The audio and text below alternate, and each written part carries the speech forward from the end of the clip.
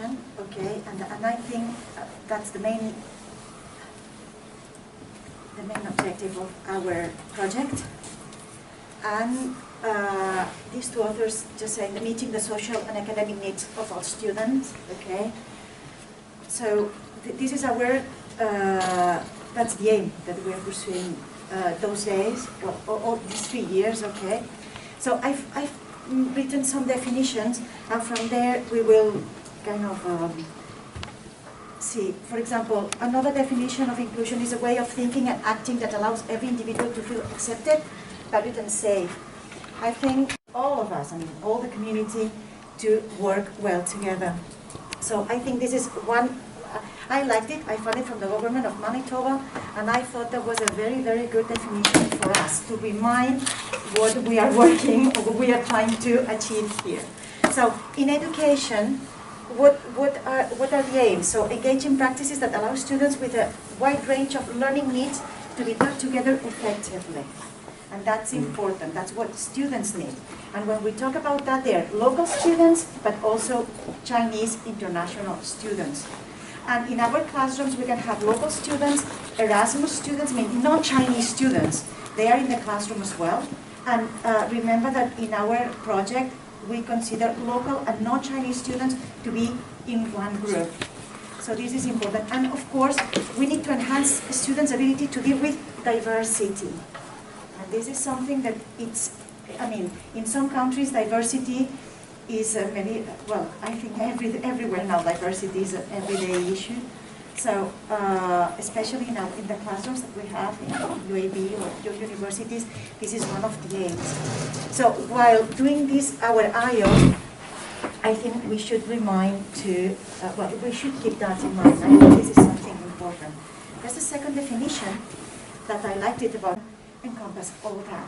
So we have different needs, all of us, we have different curriculums, we have different ways of teaching, we have different ways of presenting subjects, but we need to find a way to, or we at least we need to promote an attitude that helps everybody to listen, to discuss, to participate, because of course sometimes we won't have the same opinion, we won't have the same way of doing things.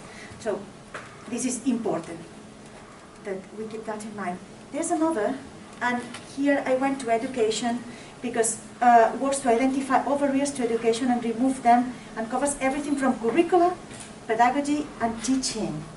So this is something that we also need to keep in mind while doing the IOs from the project, the intellectual outputs.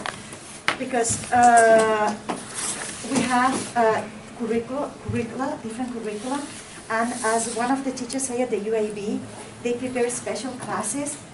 In some universities, for example in France, they have special groups. I think here in Germany, sometimes before they go to university, they also have special classes only for Chinese students in order to teach them how to learn. And in some programs that we had in China to prepare students to go abroad, we also have these kind of subjects. So you teach them how things will work. They won't use, for example, teaching workbooks and students' book. They will need to take notes. They will, so you teach them how to take notes. You teach them how to use different materials to do some research when you are doing these final projects. So we need to adapt all that. We need to adapt the curricula, the pedagogy, and the teaching. That's controversial because some teachers agree, some others don't. And I think this is also the difficulty, and that's what we want to achieve while doing our intellectual output. Even though not all the teachers will agree to make changes, at least they will think about it. And that will be the first step for a possible change. And then there's this part of definition of social inclusion that is also one of the main objectives of our project. And I think this definition comes from another European project, okay, on youth. And it's good because here, of course, we have the process of individual self-realization with a society acceptance and recognition of one's potential by social institutions, integration through study, employment, volunteer work, other forms, and in the web of social relations in a community. We have, for example, at our universities, we have internships that they can join. We have volunteer work, so they can meet new people. They can meet employers, future employers through that. We also have other forms of participation, social activities, theaters, concerts, plenty of activities that sometimes Chinese students, when they come to our universities, they don't know. And we don't tell them because they may, okay, they know it, it's on the website, somebody has told them, they've got their, I don't know, their social media, and so we think that they know, but they don't. So it's another way, show them the information. And it's important because once they participate everywhere, then they feel like they're part of the community.